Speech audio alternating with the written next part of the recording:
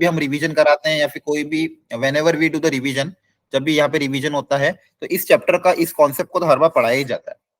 तो ये आपके लिए one of the high priority chapter है, क्योंकि ये ऐसा चैप्टर है जो कम टाइम में भी हो जाएगा और एक क्वेश्चन आना फिक्स है, और हमें पता भी है कि क्वेश्चन कैसा आएगा। ठीक है, जनरली हमें पता ही रहता है कि भाई टाइप्स ऑफ रिलेशन पे ही क्वेश्चन बनना है। एक्चुअली चैप्टर पूरा रिलेशन एंड फंक्शन पूरा बड़ा चैप्टर है, पूरा यूनिट क्या है जेई के हिसाब से रिलेशन एंड फंक्शन, उसमें जो रिलेशन वाला पोर्शन है वो आज हमको करना है। और इस रिलेशन वाले पोर्शन में भी जो टाइप्स ऑफ रिलेशन है वो हमको पढ़ना है, और जो जो जैसा कि मैंने आपको बताया उससे एक क्वेश्चन आपका डेफिनेटली आएगा, और वो एक question generally easy medium level का रहता है। तो जितने भी आप पीवाईक्यू देखोगे, अगर आपने इसके कॉन्सेप्ट को अच्छे समझ लिया, आपसे सारे पीवाईक्यू हो जाएंगे। क्लियर है? इसलिए इस चैप्टर का जो ये कॉन्सेप्ट है टाइप ऑफ रिलेशन, इसको बहुत अच्छे से करना है। ठीक है, तो कहीं पे भी डाउट आता है, कहीं पे भी कोई दिक्कत आती, समस्या आती, तो आप पूछ लेना।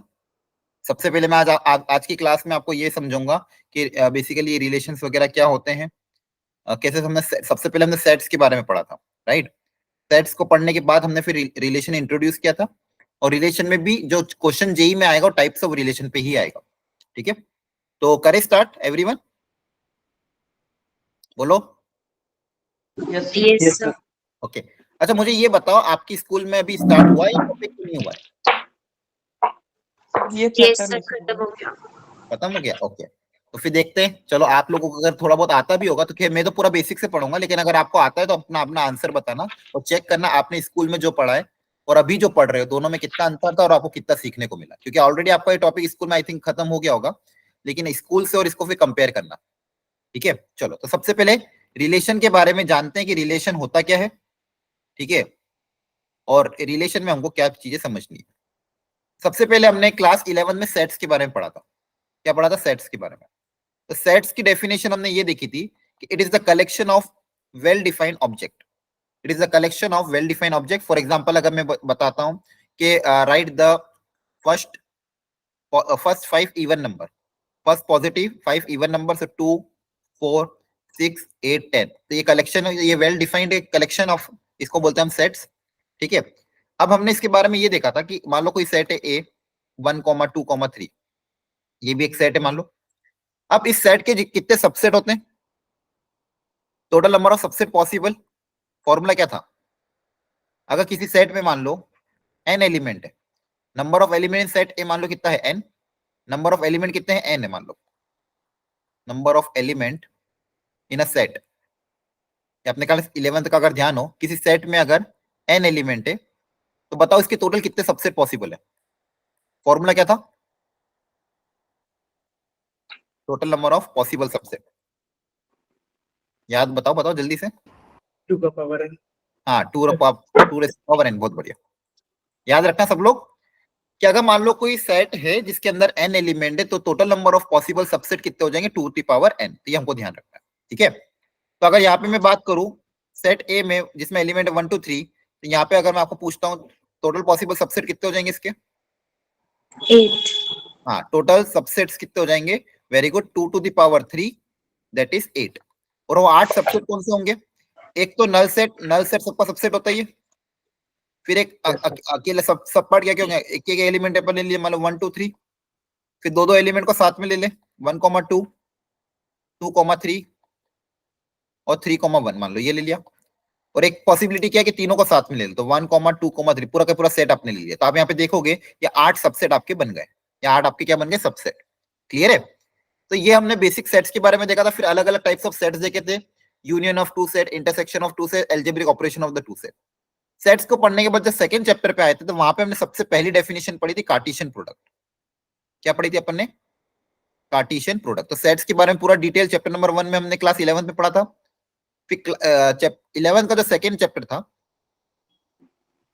उसमें अपन ने पढ़ा था कार्टेशियन प्रोडक्ट सबसे पहले। अब कार्टेशियन प्रोडक्ट जनरली कैसे डिनोट करते थे? मान लो ए क्रॉस बी, ए क्रॉस बी से कार्टेशियन प्रोडक्ट को डिनोट किया गया।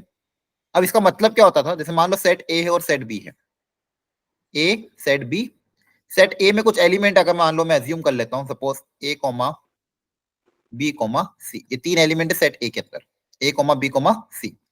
सेट बी के अंदर भी मान लो कुछ एलिमेंट मुझे अज्यूम करने हैं, तो मान लो मैंने अज्यूम कर लिया 1,2,3,4। तो मुझे ये बताओ ए क्रॉस बी में क्या होगा? आप ए क्रॉस बी कैसे डिफाइन करोगे कार्टेशियन प्रोडक्ट? उसके अंदर क्या क्या एलिमेंट आएंगे from A to B?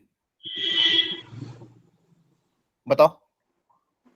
A1, A2, A3, हाँ, A4. Very good. ए को पहले अपन ए की क्या क्या पॉसिबिलिटी, ए किस किस के साथ जा सकता है? 1 से लेके 4 तक सबके साथ। वेरी गुड, सही बताया आपने, है ना? फिर बी के बारे में देखेंगे।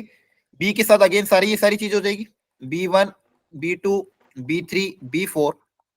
सिमिलरली लास्ट सी के साथ भी क्या क्या पॉसिबल ऑप्शन है? C1, C2, C3, C4। तो बेसिकली ए क्रॉस बी का मतलब ये था कि आपका पहला एलिमेंट सेट ए से आना चाहिए, दूसरा एलिमेंट सेट बी से आना चाहिए। तो ए क्रॉस बी मतलब the total number of possible pairing from A to B. तो total number of possible pairing from A to B, A के साथ ये 3, ये 4, बी के साथ ये 4, सी के साथ ये 4। तो यहाँ पे अगर आप एक चीज देखोगे कि number of element in A cross B is same as the number of element in A multiply by number of element in B. ठीक है, तो आप देखो ध्यान से, इसका 3 के साथ, इसका 4 के साथ पेयरिंग, तो 4 + 4 + 4 या इधर 3 × 4 है ना, 3 × 4। तो नंबर ऑफ एलिमेंट है, यहाँ पे देखोगे तो 12 एलिमेंट आ रहे हैं। 3 4 = 12, तो यहाँ पे आप चेक करो 12 एलिमेंट आ रहे हैं।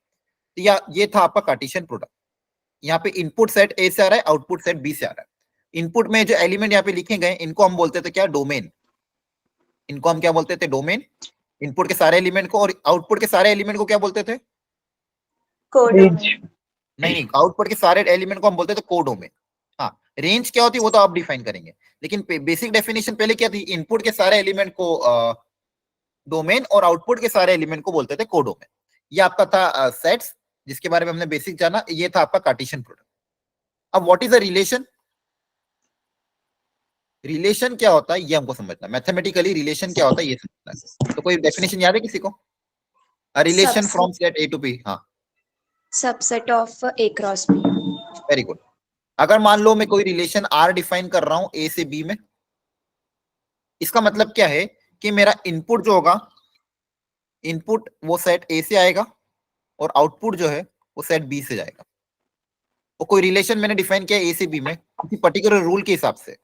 मान लो फॉर एग्जांपल अभी के लिए मान लो मैंने ए ले लिया, ए में सेट ले लिया 1 2 3 4, और सेट बी मान लो मैंने ले लिया 1 2 3 4 5 6 7 8। ठीक है, ये सेट बी ले लिया। चलो 7 तक, 6 तक ले लो, चलो या 7 तक ले लो। अब मैंने डिफाइन किया relation R from A to B is such that x, y, इस तरह से एग्जाम में लिखा आएगा। देखो पढ़ना कैसा है, x, y, where x belongs to set A, y belongs to set B, और is defined as y equal to x plus 1, y equal to x plus 1, और ये मैंने डिफाइन कर दिया। ठीक है, ये मैंने एक रिलेशन डिफाइन है, एक relation x, y, x belongs to set A, y belongs to set B, and they are related as y equal to x plus 1। तो अगर आप यहाँ पे ध्यान से देखोगे तो A क्रॉस B में, A क्रॉस B में कितने एलिमेंट आएंगे? यहाँ पे 4 है, यहाँ पे 7 है, तो 4 7 28 एलिमेंट आएंगे, है ना? Yes, sir. ए क्रॉस बी में total number of element last वाला क्या आ जाएगा? 4, 7। तो टोटल नंबर ऑफ एलिमेंट कितने आएंगे? 28 एलिमेंट्स। ये ए क्रॉस बी में आएंगे। अब मैं अगर रिलेशन आर की बात करूं, रिलेशन आर अगर मुझे डिफाइन करना है, रिलेशन आर में क्या बोला? Input output, input set X से, आउटपुट सेट वाई से, और रिलेटेड किस तरह से? Y equal to X plus 1। अब एक्स की वैल्यू क्या क्या अलाउड है? 1 से लेके 4। तो एक एक करके मैं रखता जाऊं। एक्स को मैं 1 रखूंगा तो वाई की वैल्यू कितनी आएगी? 1 + 1 2। एक्स को 2 रखने पे वाई की वैल्यू कितनी आ जाएगी? 3। एक्स को 3 रखने पे वाई की वैल्यू 4, और एक्स को 4 रखने पे वाई की वैल्यू 5। अब एक्स की वैल्यू आगे पुट अप नहीं कर सकता क्योंकि एक्स की वैल्यू 1 से 4 तक अलाउड है। तो बेसिकली ये मेरा रिलेशन हो गया। तो मैं ये देख पा रहा हूँ कि जितने भी 4 एलिमेंट है वो कहीं ना कहीं इसके अंदर होंगे इसी। तो बेसिकली ये जो रिलेशन आया ये इसका एक कोई ना कोई सबसेट है ना? ये जो रिलेशन का मेरा आंसर आ रहा है ये मेरा ए क्रॉस बी का कोई ना कोई क्या है? सबसेट है, पहली चीज, है ना? तो ये मेरा रिलेशन क्या है? अब कोई भी रिलेशन, कोई भी, अब मान लो ये रिलेशन R1 मैंने डिफाइन किया, इस तरह से और भी मैं रिलेशन डिफाइन कर सकता हूं जो कोई ना कोई, अगर मैं A से B डिफाइन कर रहा हूं तो वो A से B अगर मैं रिलेशन किसी को डिफाइन कर रहा हूं तो वो इस A क्रॉस B का क्या होगा? सबसेट होगा। क्योंकि ये तो मेरे क्या है? All possible answer. ये तो क्या है? All possible answer. अब जितने भी रिलेशन डिफाइन होंगे वो सारे के सारे A क्रॉस B के क्या होंगे? सबसेट होंगे। पहली बात तो ये ध्यान रखने वाली। अब दूसरी बात एक और, यहाँ पे अगर मैं मान लो मैं मैपिंग करता हूँ, इसकी डायग्राम बनाते हैं, relation R define from set A to set B. तो इस तरह से मैपिंग करेंगे, एरो का डायरेक्शन ये रहेगा, यहाँ पे रिलेशन आर और set A to set B. अगर इसके मैं एलिमेंट्स लिख दूं, पहला एलिमेंट यहाँ पे क्या था? 1, दूसरा एलिमेंट 2 और 3 और 4। यहाँ पे एलिमेंट अगर लिखते हैं तो 1 2 3 4 5 6 और 7। अब अगर मैं इसकी मैपिंग करूं, मैपिंग में क्या बोला था, 1 is related to 2, 2 is related to 3, 3 is related to 4 and 4 is related to 5। इस तरह से मैंने मैपिंग कर दी। और यहाँ पे मैं आपको पूछता हूँ कि बताओ डोमेन क्या है? Set A. सेट ए, सारा एलिमेंट यूज हो रहा है तो सेट ए मतलब 1 2 3 4। Codomain set B. Set B, complete set B जो होगा वो मेरी कोडोमेन होगा 1 2 3 अप टिल 7, पूरा सेट बी। और यहाँ पे रेंज क्या होगी? 2 3 4 5। हाँ, अब देखो ध्यान क्या रखना है, रेंज मतलब सेकेंड सेट के वो एलिमेंट जो यूज हो रहे हैं, कौन कौन से एलिमेंट यूज हो रहे हैं, 2 3 4 एंड 5। तो मेरी रेंज हो जाएगी 2 3 4 एंड 5। तो ये मेरी रेंज होगी। तो इन तीनों में डिफरेंस पता होना चाहिए, ठीक है। तो अब मैं रिलेशन की डेफिनेशन आपको बताता हूं। तो रिलेशन की डेफिनेशन क्या हो जाएगी? Relation is of relation from set A to set B is a subset of the Cartesian product A cross B, which is related in some way. Yes or no? So relation is what? It is the subset of the Cartesian product A cross B, which is related in some way. तो relation जो R है set A से set B, ये A cross B का कोई ना कोई क्या है, सबसेट है। कोई ना कोई क्या है, सबसेट है। क्या ये बात समझ में आई? Yes sir. ठीक है, चलो अब आप बुक्स की डेफिनेशन पढ़ लेना, आपको पूरा क्लियर अंडरस्टैंडिंग हो जाएगी। अब कभी कभी क्वेश्चन इस तरह से भी आते हैं कि suppose number of element in set A, set A मान लो आपको दीजिए, चलो छोड़ो, सेट ए आपको दे दिया मान लो 2 7 5 6। सेट बी के बारे में बोला दिया गया मान लो 1 2 3। बोला गया a relation is defined from B to A, B to A. Then पूछा गया find the total number of possible relation. कितने रिलेशन पॉसिबल है? Find the total number of possible relation. बताओ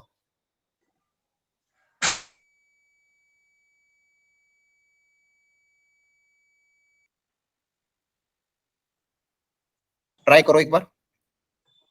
relation is defined from B to A, ये ध्यान रखना, question में क्या दिया है, relation is defined from B to, B से ए की तरफ, सेट ए दिया हुआ है, सेट बी आपको दिया हुआ है। तो total number of possible relation कितने हो सकते हैं ये पता करना है। कैसे पता करें, क्या तरीका क्या रहेगा? 2 की पावर m n। हाँ, वेरी गुड। बेसिकली अभी मैंने आपको बताया था रिलेशन इज द, जो रिलेशन होता है, जितने भी रिलेशन बनते हैं, is nothing but the subset of what?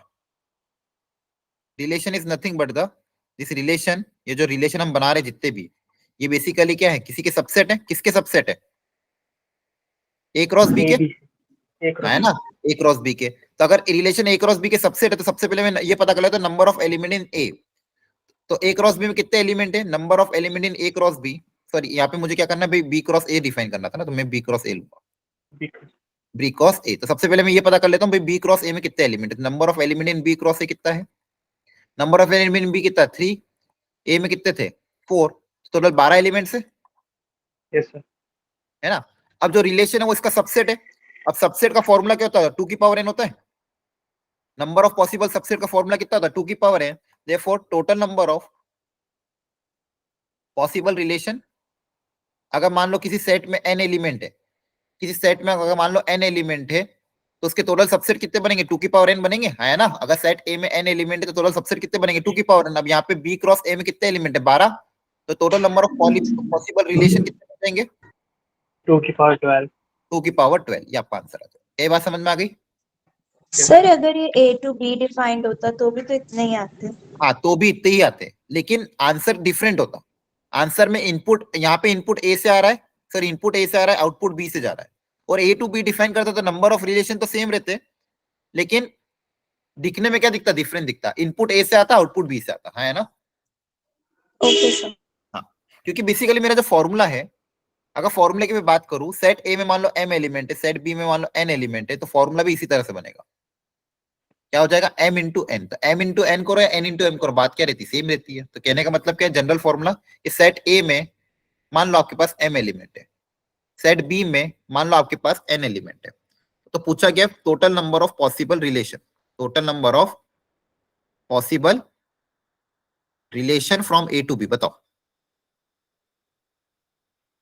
From A to B. 2 की पावर m क्रॉस है। हाँ, अब 2 की पावर क्या रखेंगे, number of element in A cross B, number of element in A cross B क्या हो जाएगा, m इंटू n। आंसर कितना हो जाएगा, 2 की पावर m। क्लियर हो गया? Yes, sir. ओके, तो ये आपका रिलेशन का बेसिक था। इसमें 3 टर्मिनोलॉजी हमें पता होनी चाहिए, डोमेन, कोडोमेन एंड रेंज। ये रिलेशन, और रिलेशन कैसे बनता है, कोई सेट कार्टेशियन प्रोडक्ट ए से बी, रिलेशन अगर मुझे रिलेट करना है ए से बी में, तो कार्टेशियन प्रोडक्ट मतलब ऑल पॉसिबल आउटकम्स, उसमें से कोई ना कोई पर्टिकुलर आउटकम मेरा कोई ना कोई रिलेशन रहेगा। तो relation is the subset of the cartesian product A cross B. और इसी से एक फॉर्मूला क्या बन गया, total number of possible relation का फॉर्मूला क्या बन गया, 2 की power n, where n is the number of element in A cross B. ठीक है, चलो अब नेक्स्ट इंपॉर्टेंट कॉन्सेप्ट है types of relation. Types of relation में कुछ बेसिक बेसिक, एम्प्टी रिलेशन नाम से क्लियर है भाई, जिसके अंदर कोई एलिमेंट ना हो। यूनिवर्सल मतलब ए क्रॉस ए सारे पॉसिबल। ठीक है, आइडेंटिटी मतलब इनपुट और आउटपुट दोनों ए से ए कॉमा ए के टर्म्स में जो रिलेशन होता है आइडेंटिटी, ये काम के नहीं इतने। ठीक है, इनको आप इन्हीं भी याद रखोगे चलेगा, इससे रेयरली कभी कोई क्वेश्चन आया। जो काम के हैं वो ये हैं, रिफ्लेक्सिव, सिमेट्रिक एंड ट्रांजिटिव, जिससे मैक्सिमम नंबर ऑफ क्वेश्चन आएंगे। ठीक है, तो पहले मैं इन तीनों को समझा रहा हूँ, आप अच्छे से समझना। अगर ये समझ में आ गया तो ही आपसे क्वेश्चन होंगे। और सारे क्वेश्चन जितने भी जेई मेंस में अभी तक आए हैं टाइप्स ऑफ रिलेशन पे ही आए। आपको एक रिलेशन वो देगा और पूछेगा ऑप्शन में क्या है, रिफ्लेक्सिव है, रिफ्लेक्सिव सिमेट्रिक दोनों है, ट्रांजिटिव भी है या नहीं है, और या फिर ऑल ऑफ द अबव है। ये आप तरह का क्वेश्चन पूछेगा, बहुत अच्छे अच्छे क्वेश्चन बनाएंगे। इसकी बेसिक डेफिनेशन को बहुत ध्यान से समझो। सबसे पहले हम पढ़ रहे हैं reflexive, reflexive relation.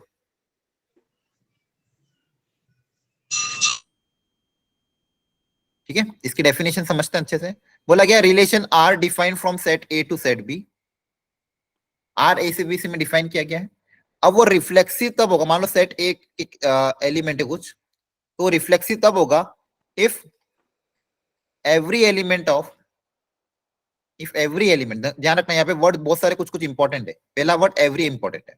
If every element of set A, every element of set A, that is the first set, is related to itself, is related to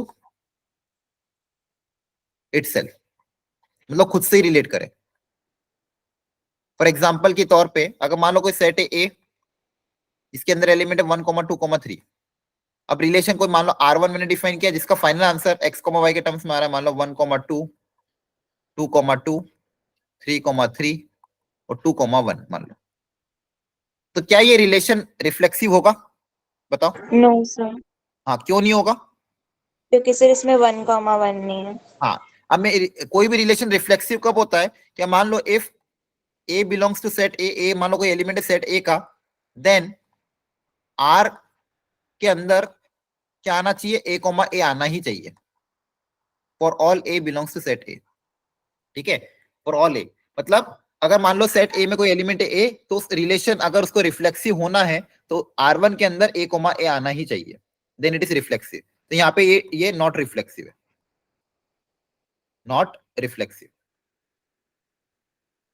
अगर इसकी मैं बात करूं सेकंड की, R2 मान लो मैंने लिख दिया 1, 2, 3, 3, 2, 3, 1, 1, 1, 2, 1 या फिर 1, 3 और 2, 2। अब ध्यान से बताओ क्या ये रिफ्लेक्सिव है या अभी भी नहीं है? है सर। हाँ, अब रिफ्लेक्सिव के लिए मुझे सिर्फ क्या चलना है, चेक करना है कि सेट ए के हर एलिमेंट, सेट ए में क्या क्या एलिमेंट है, 1, 2, 3, ये 3 एलिमेंट है। सेट ए के अंदर 3 एलिमेंट है। अब ये हर एलिमेंट, यहाँ पे इसलिए क्या वर्ड यूज किया, every element of set A. Set A मतलब इनपुट सेट। ठीक है, every element of set A मतलब 3 एलिमेंट है, should be related to itself. तो 1, अब मुझे चेक करना है क्या 1, 1 है, हाँ है, 2, 2 है, 3, 3 है। बाकी सब कुछ भी हो नहीं हो चलेगा, लेकिन ये 3 को होना जरूरी है, क्योंकि सेट ए में 3 एलिमेंट थे, तो वो 3 एलिमेंट खुद के साथ रिलेट होंगे, तो ये मेरा रिफ्लेक्सिव कहलाएगा, ये मेरा रिफ्लेक्सिव कहला जाएगा। क्या ये बात समझ में आई? हाँ, yes, sir. ठीक है, सर लेकिन आइडेंटिटी क्या होता है सर, हाँ, रिलेशन? एक मिनट मैं बताता हूँ। एक बार ये रिफ्लेक्सिव की डेफिनेशन पहले पढ़ लो, ऑफिशियल डेफिनेशन रिफ्लेक्सिव की क्या है और ये आइडेंटिटी से कैसे अंतर में आता है वो मैं समझाता हूँ।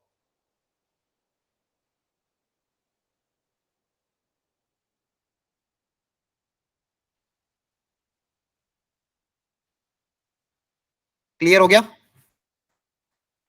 बोलो, हाँ है ना? हाँ, yes, yes, sir. अब आइडेंटिटी समझाता हूँ, 2 मिनट। वो एग्जांपल अपन ने लिया था ना यहीं पे, है ना? अब देखो, यहाँ पे मैं रिलेशन डिफाइन कर रहा था R1, R2 और एक मान लो एक और R3 भी डिफाइन कर देता हूँ यहीं पे। जिसके अंदर मैं ले लेता हूँ एलिमेंट 1,1, 2,2, 3,3। ठीक है, क्या ये रिफ्लेक्सिव है? Yes sir. हाँ है। अब यहाँ पे क्या हो रहा है, आप देखोगे और कोई भी नहीं आ रहा है, हर जो एलिमेंट था सिर्फ खुद से ही रिलेट कर रहा है, तो ये जो होगा ये रिफ्लेक्सिव भी होगा और आइडेंटिटी भी होगा, ऑल्सो आइडेंटिटी। कि आइडेंटिटी की डेफिनेशन क्या होती है कि इसके अलावा और कुछ नहीं आना चाहिए, जो भी आ रहा है सिर्फ वो खुद के साथ रिलेट कर रहा है, तो ये आइडेंटिटी भी होगा, आइडेंटिटी रिलेशन भी होगा और रिफ्लेक्सिव भी होगा। क्या बात समझ में आई? हाँ क्या सर। ये वाला आइडेंटिटी है? No sir, identity. नो हाँ, ये वाला आइडेंटिटी नहीं, क्योंकि यहाँ पे 1,2, 2,3 में आ रहा है, तो it is not identity. Clear हो गया आप? हाँ yes sir. Okay, very good, बहुत बढ़िया। तो ये सबसे पहले हमने पढ़ा रिफ्लेक्सिव के बारे में। A relation R on set A is said to be reflexive if every element, again the word important, every element of set A is related to itself. Thus R is reflexive, then A comma A belongs to R, A comma R के अंदर आना चाहिए। For all, for इसका मतलब क्या होता है? For all A belongs to set A, set A के हर एलिमेंट का खुद के साथ पेयरिंग होना चाहिए, तो उसको मैं बोलूंगा रिफ्लेक्सिव। उसको क्या बोलेंगे? रिफ्लेक्सिव। ये पहली चीज। अब अगला इंपॉर्टेंट जो टर्म है वो है सिमेट्रिक। अगला इंपॉर्टेंट रिलेशन है सिमेट्रिक रिलेशन। ठीक है, अब सिमेट्रिक रिलेशन कैसे डिफाइन किया गया? ये बोला गया है अगर कोई रिलेशन है आर सेट ए से सेट बी में, और मान लो इनपुट हो रहा है X comma Y, X belongs to set A, Y belongs to set B, ये कोई रिलेशन आर डिफाइन किया गया। तो इसमें बोला गया पहले गिवन कंडीशन क्या है कि इफ मान लो इस आर के अंदर if A comma B belongs to R, ये गिवन कंडीशन क्या है कि इस रिलेशन आर में एक पेयर है ए कॉमा बी। क्या पेयर है? ए कॉमा बी। तो अगर उसको सिमेट्रिक होना है, देन फॉर सिमेट्रिक अगर ए कॉमा बी उसके अंदर आ रहा है, तो उसका रेसिप्रोकल, सिमेट्रिक मतलब उसका symmetrical, that is reciprocal, should also belongs to R, should also belongs to R. मतलब उस रिलेशन आर का पार्ट होना चाहिए। मतलब अगर ए कोमा बी आ रहा है उस रिलेशन में, तो उसका उल्टा बी कोमा ए भी आना चाहिए। मतलब हर एलिमेंट को आपको चेक करना है कि उसका उल्टा उसके अंदर है कि नहीं है। अगर मान लो उसका रेसिप्रोकल है, तो वो क्या हो जाएगा? सिमेट्रिक हो जाएगा, अदरवाइज सिमेट्रिक नहीं होगा। तो मान लो कोई सेट ए डिफाइन कर लेते हैं, सेट ए को मैं वही ले रहा हूँ 1 2 3। ठीक है, एक रिलेशन मान लो मैंने डिफाइन कर दिया, जिसके अंदर एलिमेंट ले रहा हूँ 1,2, 1,1, 2,3, 2,1, 2,2 और 3,2। मुझे ध्यान से बताओ क्या ये सिमेट्रिक है या नहीं है? सारे एलिमेंट को प्रॉपर्ली चेक करो और बताओ क्या ये रिलेशन R1 सिमेट्रिक है या नहीं। सर 1,2 और 2,1 तो है, बट सिमेट्रिक है क्या? हाँ, फिर बाकी एलिमेंट के लिए भी चेक कर, हर एलिमेंट के लिए होना चाहिए। ऐसा नहीं है कि एक के लिए हो जाए हर बाकी के लिए एलिमेंट ना के हो। लिए नहीं है। हाँ, चेक करो एक बार प्रॉपर्ली। अगर हर एलिमेंट का रेसिप्रोकल उसमें प्रेजेंट है तो सिमेट्रिक होगा, किसी एक एलिमेंट का भी नहीं प्रेजेंट है तो नॉट सिमेट्रिक होगा। तो बताओ, अब चेक सिमेट्रिक है करते हैं सर। कि क्या 1,2 का रेसिप्रोकल है? हाँ यस है। सर। 2,1, इसका काम हो गया, हाँ, है ना? Yes sir. मतलब इन दोनों का काम हो गया, क्योंकि ये इसका रेसिप्रोकल, ये इसका रेसिप्रोकल। अब 1,1 का रेसिप्रोकल कौन होता है? 1,1 ये खुद ही होता है ना, हाँ, है ना? हाँ हाँ सर। इसका रेसिप्रोकल ये खुद, ये तो खुद ऑलरेडी प्रेजेंट है। यस और no? Yes sir. Yes sir. अगला है 2,3, तो 2,3 का रेसिप्रोकल, 3,2। तो ये भी प्रेजेंट है, तो ये दोनों भी प्रेजेंट हो गया। लास्ट क्या बच रहा है? 2,2, क्या 2,2 का रेसिप्रोकल ये खुद ही है, तो ये भी प्रेजेंट है। तो क्या हर एलिमेंट प्रेजेंट है? Yes sir. हाँ sir. Therefore very good, R1 is symmetric. R1 क्या हो जाएगा? सिमेट्रिक हो जाएगा। आगे बात समझ में? Yes sir. अब ऑफिशियल डेफिनेशन पढ़ लो। A relation R on the set A is said to be symmetric if and only if AB comma B belongs to R, then which implies B comma A should also belongs to R for all A belongs to set A, A B belongs to set A, है ना? अगर A comma B R के अंदर आ रहा है तो उसका reciprocal भी आना चाहिए, तो वो सिमेट्रिक होगा। जैसे यहाँ पे एग्जांपल देखोगे 2,4 का 4,2 प्रेजेंट है, इसका रेसिप्रोकल प्रेजेंट है ना? और इसका रेसिप्रोकल ये खुद ही होता है, तो ये सिमेट्रिक हो जाएगा। क्या बात समझ में आ गई? हाँ सर। ओके, लास्ट ये हो गया आपका। अपन ने दो पढ़े, रिफ्लेक्सिव पढ़ा, सिमेट्रिक पढ़ा। रिफ्लेक्सिव में खुद का खुद के साथ पेयरिंग होना जरूरी है। हर एलिमेंट ऑफ सेट ए का खुद का खुद के साथ पेयरिंग होना चाहिए, बाकी कुछ भी हो लेकिन खुद का खुद के साथ होना चाहिए, तो रिफ्लेक्सिव। अगर मान लो ए कोमा बी प्रेजेंट है, ये इफ का मतलब क्या है, अगर ये प्रेजेंट है, अगर ये ए कोमा बी प्रेजेंट है, अवेलेबल है मतलब प्रेजेंट है उसके अंदर, तो देन मतलब तो बी कोमा ए को भी उसके अंदर आना पड़ेगा, तो वो सिमेट्रिक कहलाएगा, अदरवाइज सिमेट्रिक नहीं कहलाएगा। अब third and the most important last one, transitive. ये तीनों पेयर में हमेशा आते हैं क्वेश्चन। लास्ट वाला क्या है, ट्रांजिटिव। अब ट्रांजिटिव के लिए क्या डेफिनेशन सिखाई गई है, इसको मैं हिंदी में अगेन सारी वही चीजें, relation R defined from set A to set B, x belongs to set A, y belongs to set B for the element x, y। मान लो ये रिलेशन R डिफाइन किया गया है। अब ट्रांजिटिव कब होता था, किसी को याद है? ट्रांजिटिव तो होता था अगर मान लो R के अंदर A, B और B, C है, ठीक है, रिलेशन R में A, B और B, C प्रेजेंट है मान लो, तो हाँ सर। अगर तो R में अगर इनका ट्रांजिशन देखो क्या बनेगा, ए बी और बी सी का ट्रांजिशन क्या बनेगा, AC। हाँ ए और बी और AC। बी, इनका ट्रांजिशन बी बी कैंसल, ए कोमा सी है ना, इनका ट्रांजिशन देखो ए कोमा बी और ए कोमा सी का ट्रांजिशन क्या बनेगा, ए कोमा सी बनेगा,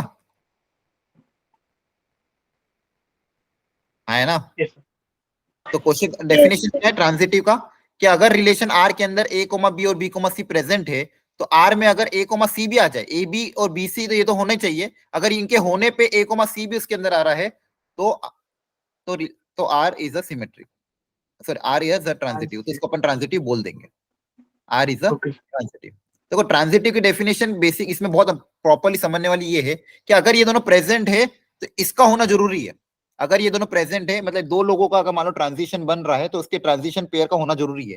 लेकिन अगर मान लो किसी का ट्रांजिशन बन ही नहीं रहा है तो हम चेक भी नहीं करेंगे और उस केस में उसको ट्रांजिटिव डायरेक्ट बोल देंगे। अगर मान लो कोई एलिमेंट से ट्रांजिशन नहीं बन पा रहा है, ट्रांजिशन बनेगा भी कब, जब फर्स्ट सेट का सेकेंड एलिमेंट, फर्स्ट सेट का सेकेंड एलिमेंट और सेकेंड सेट का फर्स्ट एलिमेंट ये दोनों सेम हो, तो जाके ट्रांजिशन बनेगा, तो जाके क्या बनेगा ट्रांजिशन, और ट्रांजिशन बनने के बाद भी बी बी कैंसिल हो जाएगा, क्या बनेगा ए कोमा सी। क्लियर है? हाँ सर। ओके। सर वो क्या था, मतलब आपने बोला ना कि तब भी अगर नहीं भी होगा तब भी होगा हाँ transition। वो बहुत इंपॉर्टेंट चीज है, मैं समझाने की कोशिश करूंगा, देखो ध्यान से, बहुत इंपॉर्टेंट है। अगर मान लो कोई सेट है ए 1,2,3, मैं दो रिलेशन डिफाइन कर रहा हूं, ध्यान से देखना। R1 मान लो मैंने डिफाइन किया 1,1, 2,1, 3,2, 2,3 और 3,3।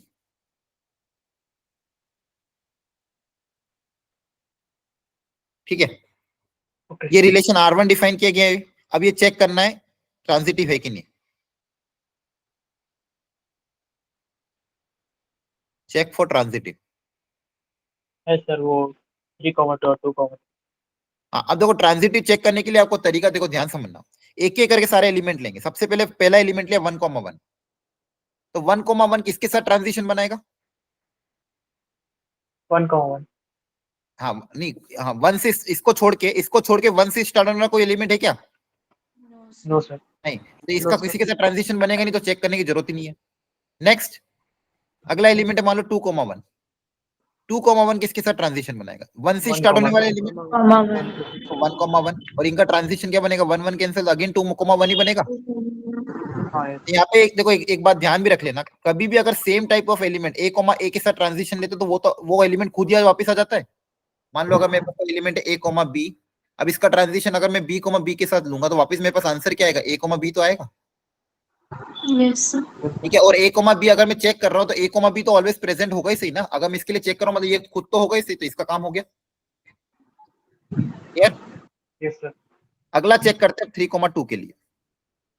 3,2 का ट्रांजिशन किसके साथ बनेगा? 2 से स्टार्ट होगा, 2,1 के साथ 2,1 के साथ बनेगा, और किसके साथ बनेगा? 2,3 के साथ। 2,1। वो भी 2 से स्टार्ट होने वाला है, उसके साथ बनेगा। तो एक तो 2,1 और एक 2,3। क्लियर है? Yes sir. Yes sir. अब 2,1 के साथ बताओ ट्रांजिशन 3,1 हाँ इनका ट्रांजिशन देखोगे तो 2 कैंसिल 3,1 क्या 3,1 प्रेजेंट है नो सर। नो ये सर प्रेजेंट नहीं है इसका मतलब यहीं पे स्टॉप कर दोगे आगे के लिए चेक नहीं करोगे एक भी एलिमेंट अगर आपको दिख गया नॉट प्रेजेंट तो डायरेक्टली क्या लिखोगे नॉट ट्रांजिटिव क्या लिखोगे नॉट ट्रांजिटिव हाँ है ना आगे चेक करने की जरूरत नहीं क्लियर हुआ हाँ यस सर सबको क्लियर हुआ यस सर। ठीक है अगर आप मान लो एक एक करके सबसे पहले एक एक एलिमेंट को उठाना मान लो इस एलिमेंट को लिया आपने अब 1 से स्टार्ट होने वाला कोई एलिमेंट था क्या नहीं था इसको चेक करने की जरूरत नहीं आगे गए 2,1 अब 2,1 में देखा भाई 1 से स्टार्ट होने वाला एलिमेंट एक ही है इसका ट्रांजिशन देखा ये खुद ही है तो ये खुद प्रेजेंट ही है अगला चेक किया 3,2 तो 3,2 में क्या चेक करेंगे 2 से स्टार्ट होने वाला है तो 2 से स्टार्ट होने वाले कौन कौन है 2,1 2,3 जैसे यहाँ पे चेक किया ये एलिमेंट आया ये प्रेजेंट नहीं है अगर एक के लिए भी नहीं होता है तो नॉट ट्रांजिटिव क्या हो जाएगा not transitive clear sir AC को ही हम ट्रांजिशन बोलते हैं। इसको बोलते हैं एसी को ही हम ट्रांजिशन बोलते हैं।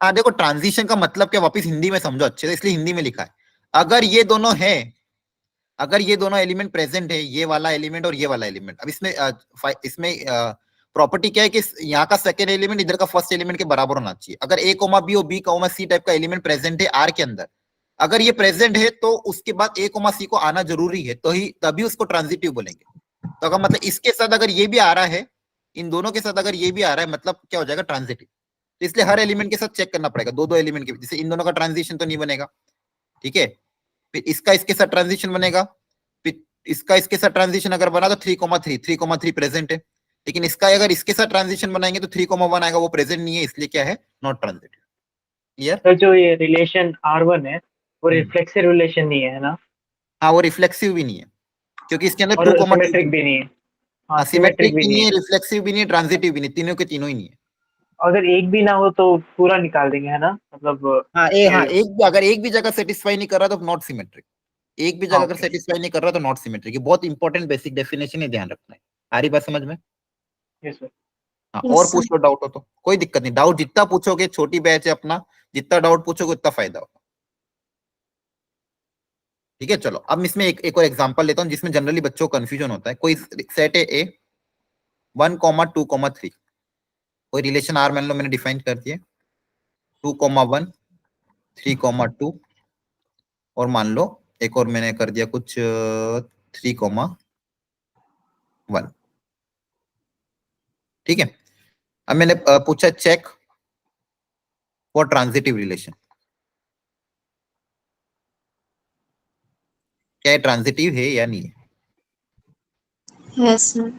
हाँ देखो ध्यान से है या नहीं है अब देखो क्या 2,1 के साथ 2,1 किसी के साथ ट्रांजिशन बनाएगा No, sir. और 2,1 ट्रांजिशन किसके साथ बनाएगा जो 1 से स्टार्ट हो रहा हो लेकिन यहाँ पे कोई हाँ एलिमेंट 1 से स्टार्ट हो रहा है क्या नो सर तो यहाँ पे चेक नहीं कर पाएंगे अगला एलिमेंट चेक करते हैं 3,2 अब 3,2 में मुझे ये चेक करना है कि हाँ 2 से स्टार्ट होने वाला है तो 2 से कौन स्टार्ट हो रहा है 2,1 2,1 तो 2,1 इनका ट्रांजिशन क्या बन जाए अच्छा यहाँ पे मैं एक काम करता हूँ एग्जांपल चेंज करता हूँ रुको ताकि थोड़ा सा क्वेश्चन मेरे को एक्चुअली जैसा बनाना था वो यहाँ पे बन नहीं रहा है थोड़ा सा यहाँ पे एग्जांपल में चेंज कर रहा हूँ 2,1 के साथ मैं ले लिया मान लो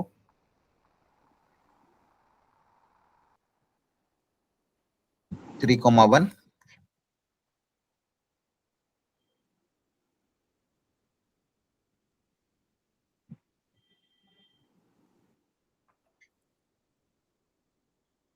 और ले लिया 2,3 मान लो ठीक है अब एक एक करके चेक करते हैं अब 2,1 के साथ 1 से कोई भी स्टार्ट नहीं हो रहा है अगला चेक करेंगे किसका 3,1 के साथ क्या 1 से कोई है स्टार्ट होने वाला No, sir. नहीं यहाँ पे भी चेक नहीं हो पाएगा अगला लास्ट वाला क्या 2 से 2 अच्छा 2,3 में वापस 3 आ गया ना तो एक काम करते हैं इसको भी छोड़ो इन दोनों को ही ले लो क्लियर है यस सर तो अब बताओ अगर सिर्फ ये दो ही हैं तो क्या अब ये इसमें तो चेक ही नहीं हो पा रहा है तो क्या इसको ट्रांजिटिव बोलेंगे या नहीं बोलेंगे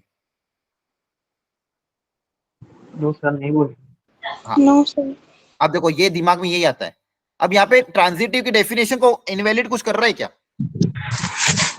क्या ट्रांजिटिव की डेफिनेशन को ये गलत साबित कर रहा है क्या ट्रांजिटिव की डेफिनेशन क्या Yes. बताई थी मैंने क्या बताई थी कि अगर ये दोनों हैं अगर ये दोनों प्रेजेंट हैं तो इसका होना जरूरी है अगर ये दोनों प्रेजेंट और ये ना हो तो नॉट ट्रांजिटिव बोलेंगे समझ में आ रहा है ट्रांजिटिव की डेफिनेशन क्या थी कि अगर ये दोनों प्रेजेंट है और अगर मान लो ये अगर ए कोमा बी और बी कोमा सी, ध्यान से सुनना बहुत इंपॉर्टेंट है, मैं बोल रहा हूं कि अगर ए कोमा बी और बी कोमा सी प्रेजेंट है तो ए कोमा सी का आना जरूरी है। अगर ए कोमा बी और बी कोमा सी है और ए कोमा सी अगर नहीं है तो ट्रांजिटिव नहीं होगा, तो ट्रांजिटिव नहीं होगा। लेकिन अगर यहाँ पे ट्रांजिशन पेयर बन ही नहीं रहा है तो हम कोई चेक करने की जरूरत ही नहीं है ना।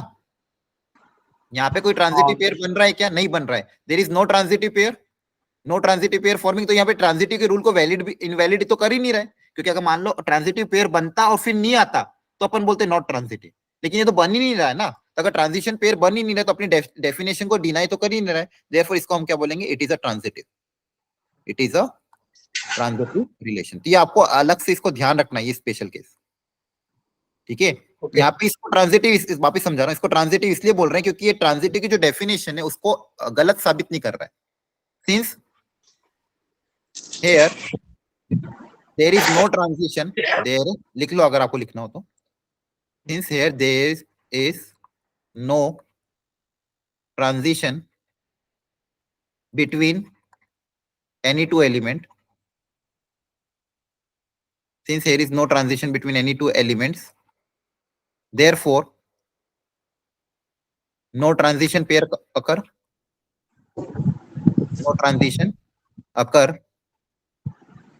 ओके या फिर इसको बोलोगे since there is no transition between any two element, तो यहाँ पे कोई भी आउटपुट वैसा चाहिए नहीं, तो इसको हम डायरेक्टली क्या बोलेंगे? Transitive relation. क्या बोलेंगे? तो ऐसे केसेस का बस ध्यान रखना। अगर कोई ट्रांजिशन पेयर बन ही नहीं रहा है तो उसको डायरेक्टली क्या बोल दोगे? ट्रांजिटिव। लेकिन अगर मान लो बन रहा है और फिर अगर एलिमेंट प्रेजेंट नहीं है तो नॉन ट्रांजिटिव। बोलो अब समझ में आया क्या?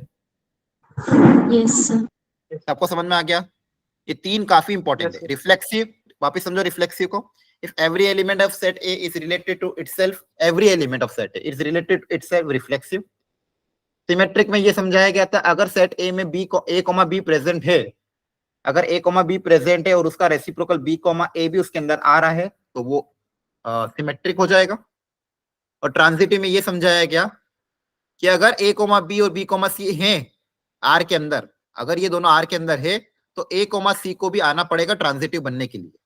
अगर मान लो A, C नहीं आ रहा है तो ट्रांजिटिव नहीं होगा। लेकिन अगर ट्रांजिशन पेयर ही नहीं बन रहा है, कुछ पेयर ही नहीं बन रहा, तो उसको अपन डायरेक्टली ट्रांजिटिव बोल सकते हैं, क्योंकि वो ट्रांजिटिव की डेफिनेशन को इनवैलिड नहीं कर रहा है। ठीक है, तो ये तीन डेफिनेशन आपको बहुत अच्छे से याद रखनी है। और फाइनल एक नोट कि अगर मान लो कोई रिलेशन R मेरा रिफ्लेक्सिव भी हो रहा है, सिमेट्रिक भी हो रहा है और ट्रांजिटिव भी हो रहा है, रिफ्लेक्सिव भी है, सिमेट्रिक भी और ट्रांजिटिव भी, तीनों डेफिनेशन को फॉलो कर रहा है। रिफ्लेक्सिव भी आ रहा है, सिमेट्रिक भी आ रहा है, ट्रांजिटिव भी आ रहा है, तो ऐसे रिलेशन को मैं क्या बोलूंगा? क्या नाम देते हैं ऐसे रिलेशन को? Equivalence relation. Equivalence relation. Equivalence relation. Relation, अगर कोई रिलेशन सिमेट्रिक की डेफिनेशन को भी फॉलो कर रहा है, रिफ्लेक्सिव की डेफिनेशन को भी फॉलो कर रहा है और ट्रांजिटिव की डेफिनेशन को भी फॉलो कर रहा है, तो तीनों अगर फॉलो कर रहा है तो ऐसे टाइप को रिलेशन को अपन एक सिंगल नाम क्या दे देंगे? Equivalence relation. क्या नाम दे देंगे? Equivalence relation. Reflexive, symmetric, transitive. ठीक है, आ गई बात समझ में? ठीक है, चलिए चेक करो R1, R2, R3 में क्या ट्रांजिटिव है या नहीं। कौन सा ट्रांजिटिव होगा, कौन सा ट्रांजिटिव नहीं होगा, या फिर सारे ट्रांजिटिव है, कोई भी ट्रांजिटिव नहीं। On define on the set A. Sir 1 and 3 transitive. हाँ, अब देखो यहाँ पे इसको चेक करते हैं, हर एलिमेंट का एक एक करके चेक करना। सबसे पहले किसको उठाओगे? 1 को, इसके लिए चेक कर रहा हूँ मैं। सबसे पहले 1, 2 को लिया, 2 से स्टार्ट होने वाला कौन कौन है? 2, 3, इनका ट्रांजिशन क्या बनेगा? 2 2 कैंसिल, ट्रांजिशन क्या बनेगा? 1, 3 बनेगा। क्या 1, 3 प्रेजेंट है? हाँ, तो इसका काम हो चुका है, इसको चेक कर लिया अपने, हाँ है ना। अब अगला क्या चेक करोगे? 2, 3 के साथ। तो 2, 3 के साथ 3 से स्टार्ट होने वाला कोई है क्या? नो सर, कोई नहीं है, तो इसको चेक करने की जरूरत नहीं है। अगला कौन बच रहा है? 1, 3। 1, 3 में अगेन सेम देखना है, 3 से स्टार्ट होने वाला कोई एलिमेंट है क्या? नहीं है, तो इसको भी चेक करने की जरूरत नहीं है। तो एक ही को चेक करना पड़ रहा है और उससे बन रहा है पेयर, तो क्या ये ट्रांजिटिव होगा या नहीं होगा? होगा सर। यस, है ना। R के बारे में बताओ। सर अगर एक भी बनाएगा तो ट्रांजिटिव बोलेंगे क्या उसे? हाँ, देखो एक तो बना ही रहा है ना ट्रांजिटिव। ट्रांजिटिव तो हर बार बोल सकते, ट्रांजिटिव कब नहीं बोलेंगे ये समझना है आपको। अगर एक एलिमेंट भी पेयर नहीं, मतलब दो एलिमेंट का अगर एक का भी सेटिस्फाई नहीं कर रहा तो नॉट ट्रांजिटिव होगा। मान लो यहाँ पे 1,3 प्रेजेंट नहीं होता तो डायरेक्टली नॉट ट्रांजिटिव होता। लेकिन यहाँ पे इनकी एक ही पेयरिंग बन रही थी और इनकी पेयरिंग से जो आंसर आ रहा था वो प्रेजेंट है ऑलरेडी, बाकी में तो पेयरिंग ही नहीं बन रहा है, तो ट्रांजिटिव बोलेंगे। लेकिन अगर एक भी जगह उसने नहीं बनाया, बेसिकली अगर मान लो दो एलिमेंट को प्रेजेंट होने के बाद तीसरा अगर नहीं आ रहा तो नॉट ट्रांजिटिव बोलेंगे। क्लियर? हाँ okay. अब देखो यहाँ पे R2 में पहले दो चेक कर लेते हैं, इनका ट्रांजिशन क्या बनेगा, 1,3 प्रेजेंट है, काम हो गया। और 2 से स्टार्ट होने वाला कोई है क्या, नहीं है, तो इसका काम हो गया। अब इसके बारे में चेक करते हैं, 2,3 तो 3 से स्टार्ट होने वाला कोई एलिमेंट है क्या, नहीं है, इसको चेक करने की जरूरत नहीं है। ठीक है, तो यहाँ पे इसके लिए डैश कर देते हैं, इसके लिए चेक करने की जरूरत, जिसको जिसका हो रहा है उसको राइट कर देंगे, जिसका नहीं हो रहा है उसको डैश कर देंगे। अब अगला है 3,1 1,3, तो अगेन 3 से स्टार्ट होने वाला कोई एलिमेंट है क्या, 1,3 में ट्रांजिशन किसके साथ देखेंगे, 3 से स्टार्ट होने वाले के साथ, तो 3 से कोई भी स्टार्ट नहीं हो रहा है, इसको भी चेक करने की जरूरत नहीं है। अगला चेक करते हैं 4,5, तो 5 से कौन स्टार्ट हो रहा है, ये खुद ही, 4,1 इनका ट्रांजिशन क्या बनेगा, 4,1, क्या 4,1 प्रेजेंट है, no No sir sir.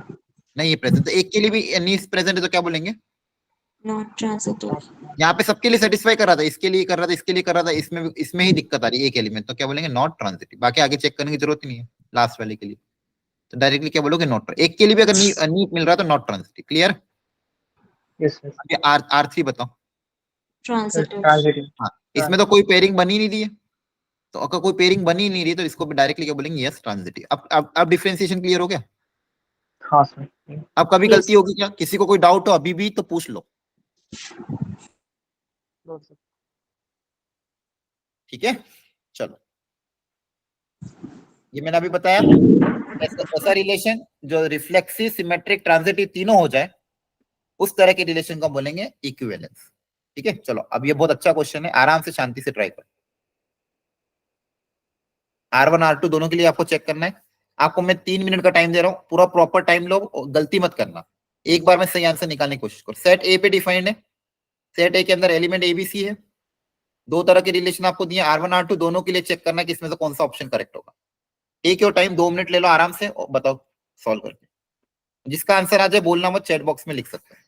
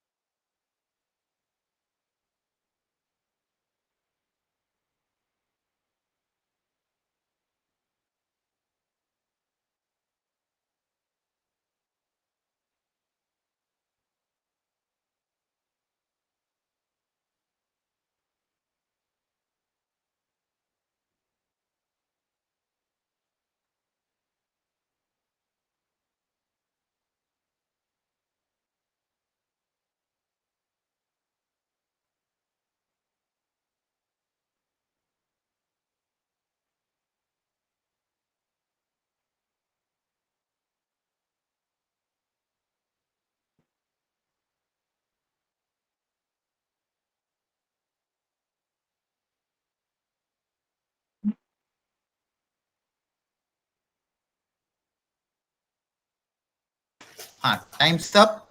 हाँ सी आंसर है क्या? दो ऑप्शन, दो बच्चों ने सी बताया। Yes, sir. Yes, sir. ठीक है, चेक करें क्या इसका करेक्ट आंसर है। तो मैं सिखा हूं, इसको देख लो, जिसको नहीं समझ में आया एक बार देखो। R1 के लिए सबसे पहले चेक करें, ऑप्शन में देखो क्या बोला गया है, सिमेट्रिक के बारे में चेक करना है और ट्रांजिटिव, सिर्फ सिमेट्रिक और ट्रांजिटिव चेक करना है ना। रिफ्लेक्सिव का तो कुछ बोला ही नहीं गया, यस और no. Yes, sir.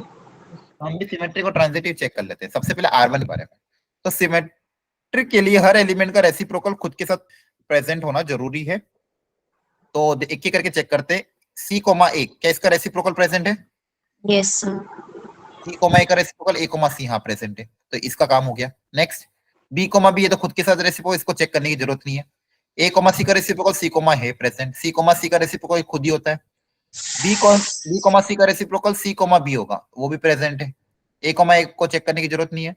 C, B का रेसिप्रोकल वो खुद है। तो देखो R1 तो सिमेट्रिक आ रहा है ना। Yes, sir. ये सबको समझ में आया? कैसे चेक किया? हर एलिमेंट का खुद के साथ रेसिप्रोकल होना जरूरी है। अगर हर एलिमेंट का खुद के साथ रेसिप्रोकल है तो सिमेट्रिक हो जाएगा। कोई दिक्कत, परेशानी, दुख, दुविधा? एनीवन? No, sir. ठीक है, No, sir. तो सिमेट्रिक आ गया। R1 के बारे में सिमेट्रिक आ गया। और क्या चेक करना है भाई? ट्रांजिटिव है कि नहीं। तो ट्रांजिटिव के लिए थोड़ी मेहनत लगेगी। अब ट्रांजिटिव चेक करते हैं, R1 का ट्रांजिटिव है या नहीं है। ट्रांजिटिव के लिए अगर आपको एक भी पेयर ऐसा मिल गया जो ट्रांजिटिव नहीं, तो डायरेक्टली नॉट क्वालिफाई कर दोगे। अगर डायरेक्टली कोई दिख रहा हो, किसी का एक पेयर जो ट्रांजिटिव नहीं बना रहा हो, तो एक बार चेक कर लो। जैसे मान लो C, A, तो A से स्टार्ट होने वाला कौन कौन है? एक तो A, C है, तो इनका ट्रांजिशन एक C, C आएगा, तो वो तो प्रेजेंट है। और कौन है? ए से तो इसके साथ चेक करने की जरूरत नहीं है, क्योंकि इसके साथ ट्रांजिशन ये खुद ही बनेगा, तो हमेशा ही बनेगा, Yeah. है ना। Yes, ए sir. कोमा सी देखो इसके साथ चेक करने की जरूरत इसलिए नहीं है क्योंकि इन दोनों का ट्रांजिशन ये खुद ही तो बनेगा, वो तो ऑलरेडी प्रेजेंट है ना। इसका काम हो चुका है, मतलब इसके साथ ट्रांजिशन सबका है। बी का बारे में देखते हैं। तो बी से स्टार्ट होने वाला कौन कौन है? एक तो बीसी है। BC. तो अच्छा, इसका में भी कोई जरूरत नहीं, बी को देखने की जरूरत ही नहीं, क्योंकि वो ट्रांजिशन खुद ही बनाएगा, हाँ है ना। देखो इसका काम हो Yes. गया, इसको देखने की जरूरत नहीं क्योंकि सिमेट्रिकल। अब ए सी को देखते हैं।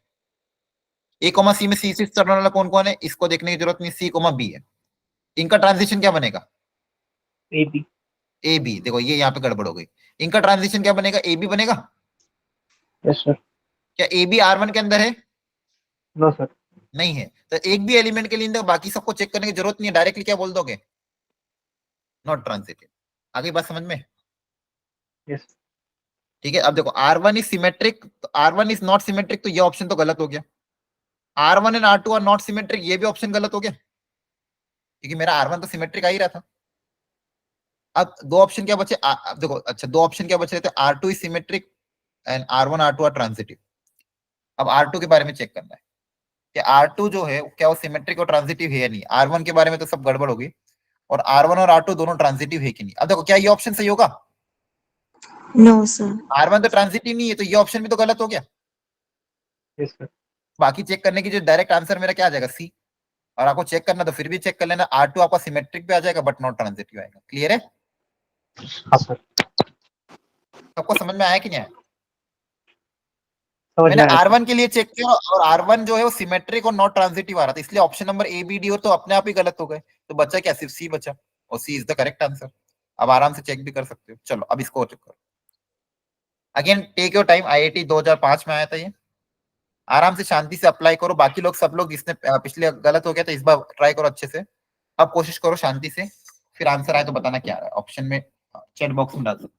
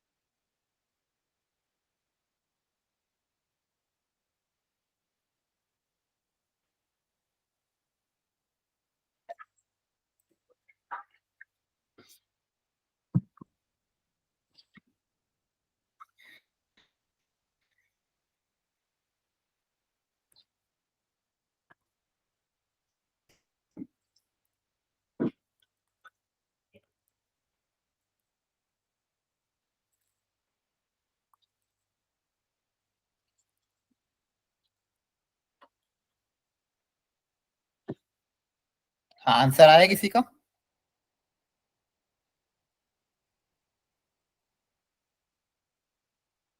Sir B. बी आ रहा है। ओके, युवराज और रौनक का बी आ रहा है, गुरमनत A. आपका ए आ रहा है। दो आंसर आ रहे हैं, ए और बी दो तरह के। Let's check. नव्या का भी ए आ रहा है। ठीक है, अब दो जने ए वाले हो गए, दो जने बी वाले हो गए। सर बाकी मैं लोग भी हूँ वाले, सर बी वाला। अच्छा लिखा है बी वाला चैट बॉक्स में लिखा है क्या? अच्छा हाँ, साहिल साहिल सॉरी, साहिल का नहीं देखा मैंने 52 पे। साहिल भी बी, तो तीन जने बी, बॉयज सारे बी में जा रहे हैं, गर्ल्स सारे ए में जा रहे हैं। ठीक, ऐसा क्यों हो गया? इस क्वेश्चन में डिस्क्रिमिनेशन क्यों हो रहा है? चलो चेक सर कर मुझे लेते हैं। अभी लग रहा है कि ए है, कि मैं सही से ठीक है, देखते हैं। अब देखो ए और बी में लड़ाई हो रही है। रिफ्लेक्सिव रिफ्लेक्सिव तो दोनों में आ रहा है, मतलब आपका रिफ्लेक्सिव तो आ रहा है। मतलब अब देखो 3 6 9 12, तो रिफ्लेक्सिव चेक कर लेते हैं। तो क्या हर एलिमेंट का खुद के साथ पेयरिंग, तो क्या खुद के साथ पेयरिंग है? 3 का है पेयरिंग, हाँ है। 6 का पेयरिंग है, 9 का पेयरिंग है, 12 का पेयरिंग है, तो रिफ्लेक्सिव तो होगा, है ना? तो ये रिफ्लेक्सिव तो होगा। तो ये तीनों, ये चारों ऑप्शन करेक्ट हो सकते हैं। अब चार ऑप्शन में जो अंतर आ रहा है वो एक सिमेट्रिक और ट्रांजिटिव का आ रहा है। ऑप्शन नंबर ए में बोला ट्रांजिटिव ओनली, तो सिमेट्रिक के लिए चेक कर लेता हूँ क्या सिमेट्रिक है कि नहीं है। अगर सिमेट्रिक नहीं हुआ तो ये सीओडी गलत हो जाएगा। तो ऐसा कोई जिसके लिए सिमेट्रिक नहीं बन रहा हो?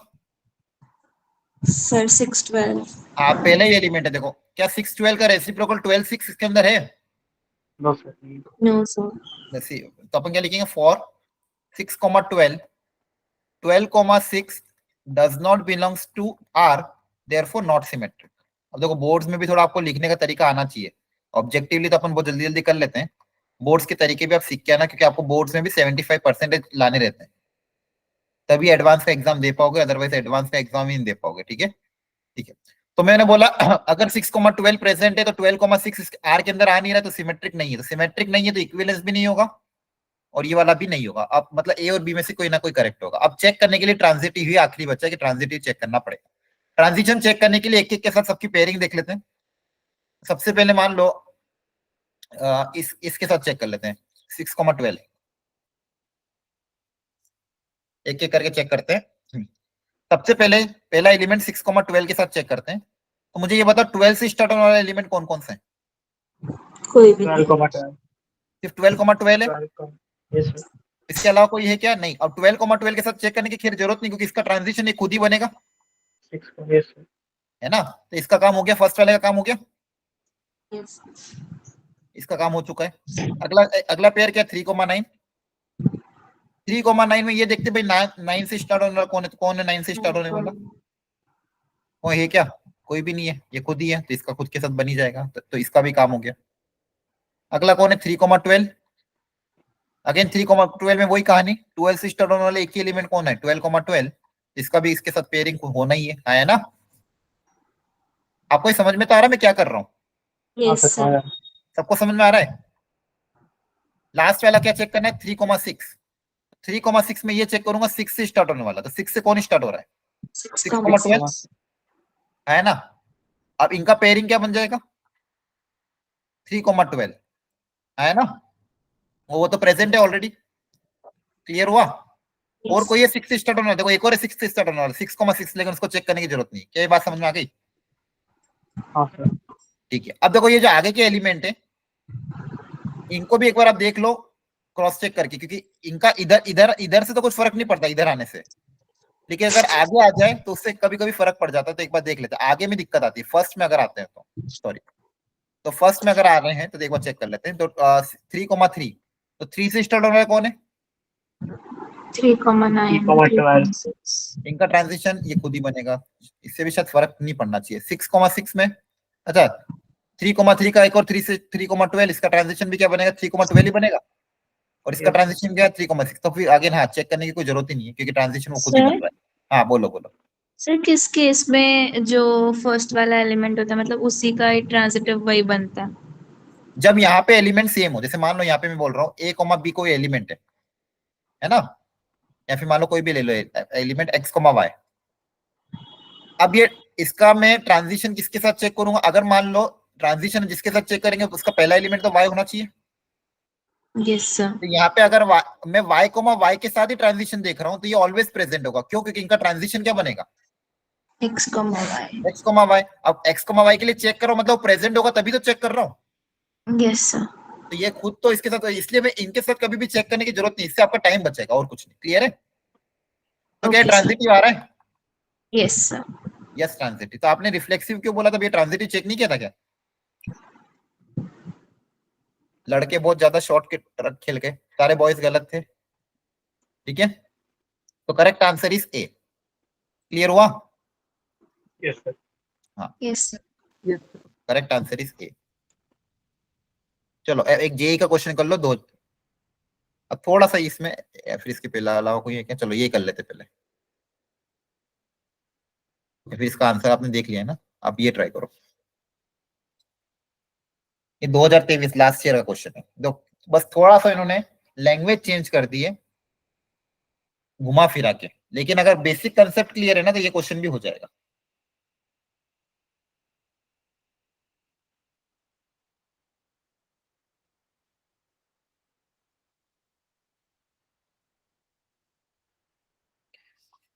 अच्छे से पढ़ो इसको। अगर ये क्वेश्चन समझ में आ गया ना आपको, मतलब आपके कंसेप्ट क्लियर हो गए आज की क्लास के।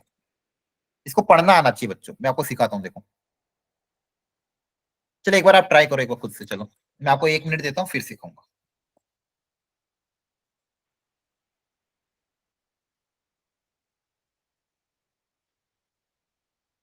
पहले कि आप खुद से एक बार ट्राई करो, आपसे बन रहा है कि नहीं बन रहा है, और फिर अगर नहीं बनेगा तो फिर मैं आपको सिखाता हूँ। बहुत अच्छा क्वेश्चन है।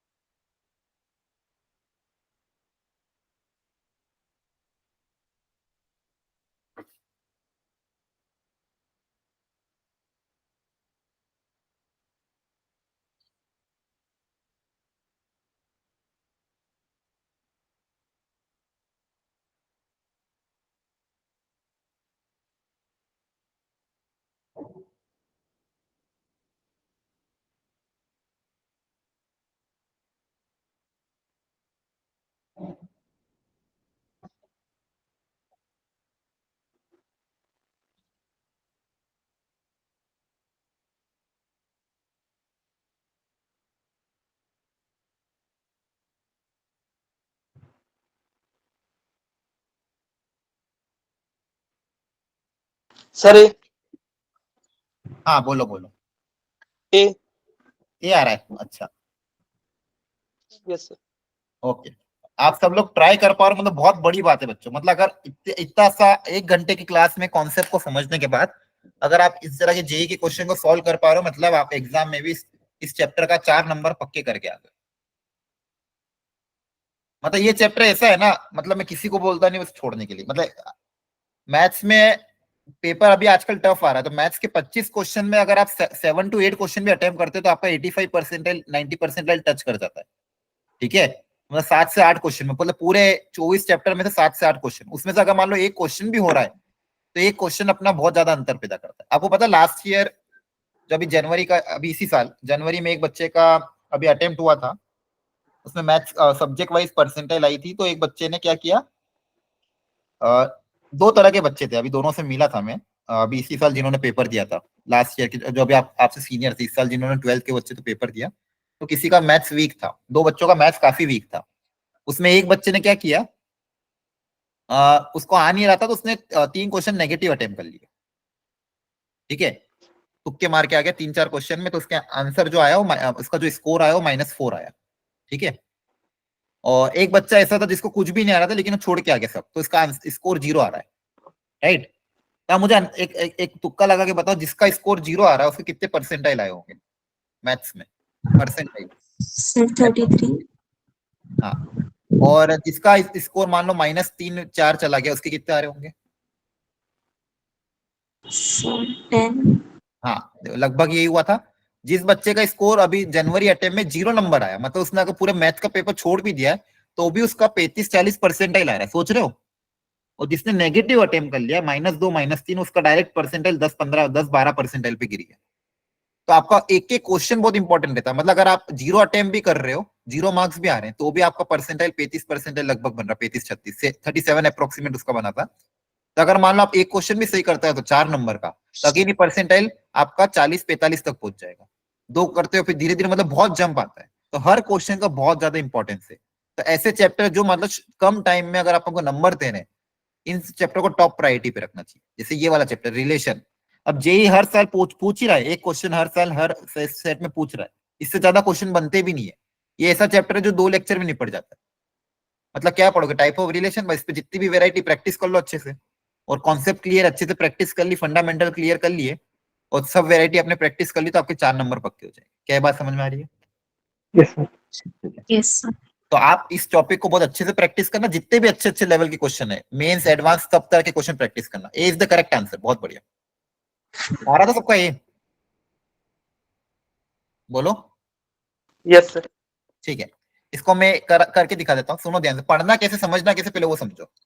अ relation R define on the N, इसका मतलब क्या है? R is defined on N. R is a subset of natural numbers. हाँ, मतलब R is defined on N, मतलब और कैसे डिफाइन किया गया? A R B. मतलब मेरा जो इनपुट और आउटपुट है, मतलब मेरी जो डोमेन और कोडोमेन है, वो क्या है? नेचुरल नंबर है। मेरी डोमेन और कोडोमेन क्या है? Natural number. आ रही बात समझ में? तो इनपुट और आउटपुट आपको कहां से मिलेगा? Natural number. तो R is defined on N, मतलब domain and codomain R what? Natural number. आई बात समझ में? Yes sir. तो पहली लाइन का तो मतलब ये होना, तो ये समझ में आना चाहिए। और ए आर बी मतलब क्या है? ये आपका इनपुट है, A is related to B, और ये आपका क्या है? Output. A is related to B मतलब ए कोमा बी का पेयरिंग है, A is the input, B is the output. और रिलेशन आर किस तरह से डिफाइन किया गया है कि ए कोमा बी किस, कौन कौन से ए कोमा बी मुझे लेने हैं? ए कोमा बी इस तरह से लेने हैं ताकि twice of A plus 3b is a multiple of 5। ये जो आंसर आना चाहिए, ए और बी इस तरह से पेयरिंग लेनी है नेचुरल नंबर की, ताकि ये जो आंसर आए ये 5 का मल्टीपल हो, मतलब 5k हो। क्या हो? 5k। A comma B belongs to natural number. अब आर रिफ्लेक्सिव सिमेट्रिक ट्रांजिटिव होगा कि नहीं होगा? अब देखो, डेफिनेशन के साथ बेसिक बेसिक चेक करेंगे। सबसे पहले मैं चेक कर रहा हूँ रिफ्लेक्सिव के लिए, तो सब लोग समझना अच्छे से। रिफ्लेक्सिव के लिए मैं ये चेक करता हूं कि जो इनपुट आ रहा है वो इनपुट खुद के साथ रिलेट करे। तो मुझे ये चेक करना है कि ए आर ए इसमें होगा या नहीं होगा, है ना? इनपुट का खुद के साथ रिलेशन होना होगा कि नहीं होगा, ये चेक करना है। क्या सही बात लिखा है मैंने? Yes sir. मतलब रिफ्लेक्सिव होने के लिए इनपुट और आउटपुट आने चाहिए, ए कोमा ए की पेयरिंग होनी चाहिए हर A, for all A belongs to natural number. Yes और नो? ठीक है, Yes. तो ये चेक करते हैं। तो अगर मान लो इनपुट और आउटपुट सेम होता है, ए और बी किस तरह से रिलेटेड है, इसको पढ़ना कैसे? इस तरह से पढ़ना है। तो यहाँ पे क्या हो जाएगा? LHS part. Let's check the LHS part. LHS part में क्या? 2a plus 3b। अब b की जगह क्या आ जाएगा? a आ जाएगा, है ना? आउटपुट भी a के बराबर है, बोलो। तो ये किसके बराबर आ Yes रहा? sir. 5a के बराबर। और 5a क्या? 5 का मल्टीपल है। Yes sir. therefore it is a LHS equal to क्या हो गया? RHS, है ना? 5a हमेशा, अब देखो यहाँ पे आप अगर a कोमा a रखोगे, दोनों इनपुट आउटपुट सेम रखोगे, इस मान लो इनपुट आउटपुट दोनों सेम रख दिया आपने, 2 रख दिया, 3 रख दिया, 4 रख दिया, 5 रख दिया, कुछ भी रखो, जो भी आंसर आएगा हमेशा 5 का क्या आएगा? मल्टीपल आएगा। Therefore it is reflexive. क्या ये बात समझ में आई? Yes sir. Yes sir. ठीक है, किसी को नहीं आई हो तो प्लीज पूछ लो, कोई दिक्कत नहीं है। नहीं समझ में आया तो वापस पूछ लो। ठीक है, नहीं समझ में आया कहीं पे स्टेप तो वापस पूछ लो। सेकंड चेक करना सिमेट्रिक। तो सिमेट्रिक के लिए मैंने आपको ये सिखाया था, एकदम हिंदी सरल भाषा में समझो इसको।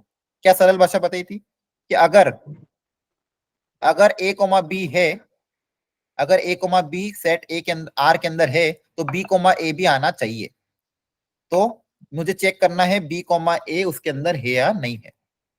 ठीक है, अगर a कोमा बी आ रहा है तो मुझे ये चेक करना है b कोमा ए उसके अंदर है या नहीं है। ठीक है, क्लियर है? Yes ठीक sir. है, तो अगर a कोमा बी है, मतलब a कोमा बी की डेफिनेशन सेटिस्फाई करेगा। मतलब मान लो मैं अज्यूम कर रहा हूँ लेट a कोमा बी इसके अंदर है, अगर a कोमा बी है, इसका मतलब मेरे पास गिवन रिलेशन क्या है? 2a प्लस 3b की वैल्यू किसके बराबर होगी? 5k के बराबर, है ना? ये मेरा गिवन है। क्लियर है? Yes sir. बोलो, बहुत ध्यान से समझना अच्छे से, बेसिक कंसेप्ट से समझोगे तो कभी गलती नहीं होगी। a कोमा बी है मतलब 2a प्लस 3b मेरा 5k के बराबर है। अब मुझे बी कोमा ए के लिए चेक करना है, तो बी कोमा ए के लिए एलएचएस पार्ट क्या बन जाएगा बताओ? 2b plus 3a equals to 5. B comma A में आप इनपुट क्या हो गया बी, तो इनपुट अगर बी है और आउटपुट अगर है तो यहाँ पे इनपुट की जगह क्या आ जाएगा 2b प्लस 3a। अब मुझे ये चेक करना क्या है 5 का मल्टीपल है, तो क्या ये है या नहीं, कैसे क्या बता सकता हूँ क्या मैं? बताओ कैसे बताऊंगा? 2a प्लस 3b तो 5 का मल्टीपल है, ये मुझे गिवन पता है, लेकिन 2b प्लस 3a है कि नहीं ये कैसे प्रूव करेंगे? अगर आपका इक्विवेलेंस आ रहा मतलब ये सिमेट्रिक हो रहा होगा, तो आप ये कैसे प्रूव करोगे कि 5 का मल्टीपल है? अब बताओ कैसे इसको प्रूव करोगे कि 5 का मल्टीपल है, या फिर कैसे चेक करोगे है कि भी नहीं है? सर 1 से वैल्यू ले लेंगे 2a plus 3b equals to 5 कैसे? नहीं क्या ले लोगे? वैल्यू निकाल लेंगे 2a या फिर 3b की।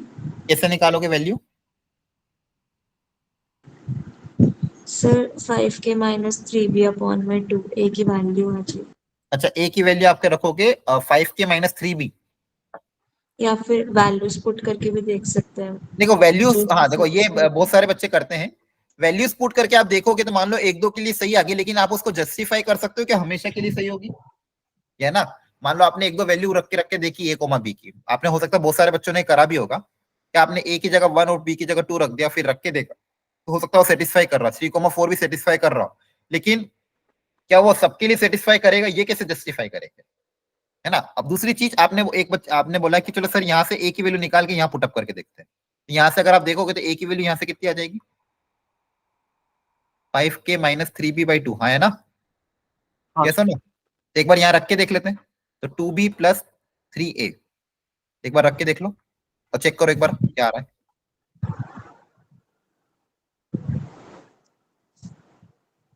ए मतलब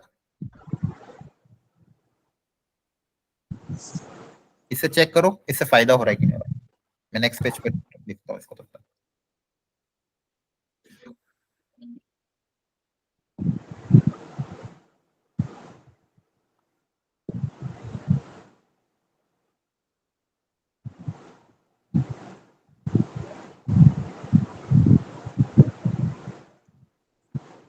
नेक्स्ट पेज पे लिख रहा हूँ मैं, आप बताओ आ रहा है क्या कुछ इससे?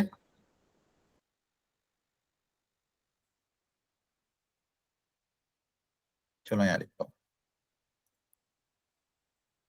तो मेरा क्या आ रहा था एलएचएस पार्ट में क्या था 2b प्लस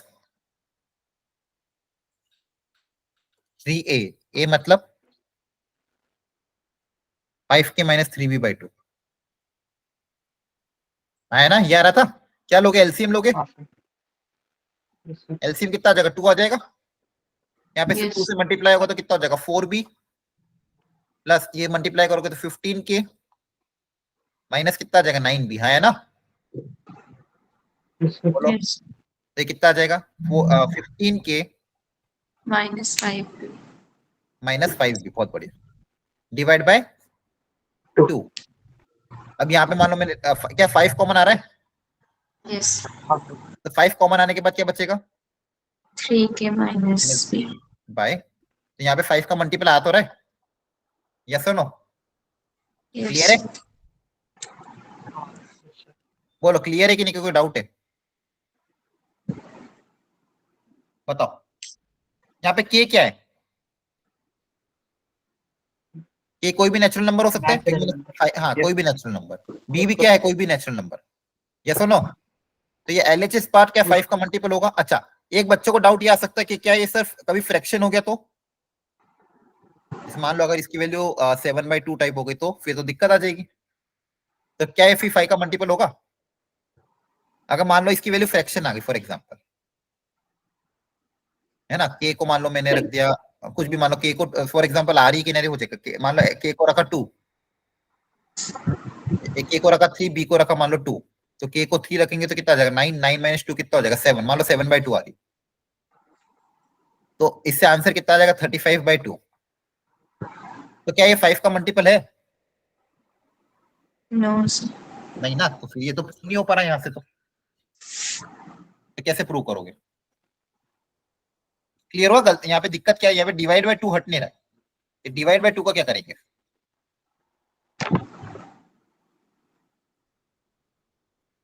कुछ और सोचना पड़ेगा। Yes, sir. ठीक है, अब देखो क्या एक और तरीका है, एक और तरीका सोचते हैं, देखो ध्यान से। क्या पहली बार कर रहे हो ना, इसलिए थोड़ा सा वो है। एक तरीका और देखो ध्यान से।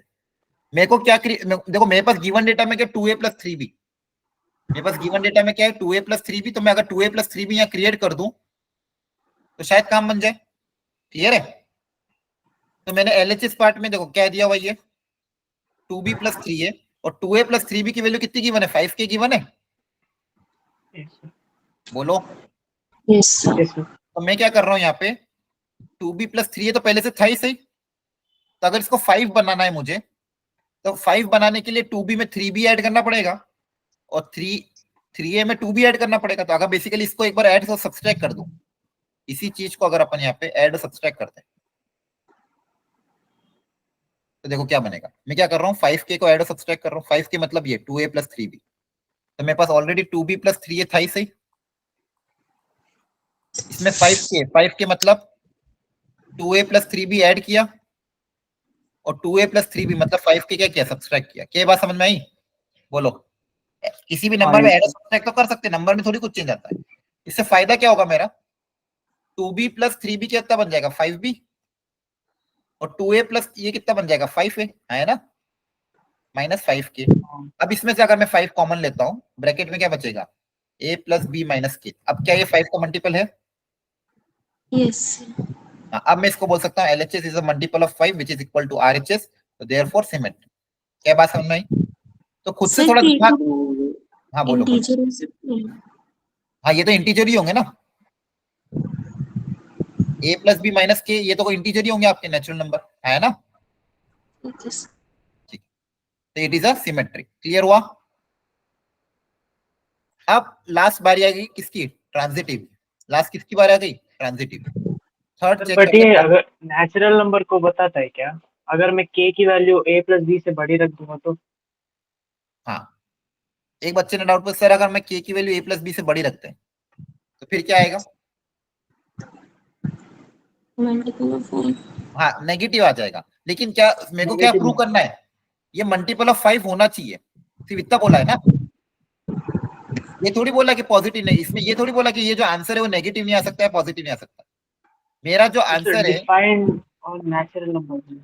हाँ आर इज डिफाइंड और नेचुरल नंबर, सही बता रहे हो आप।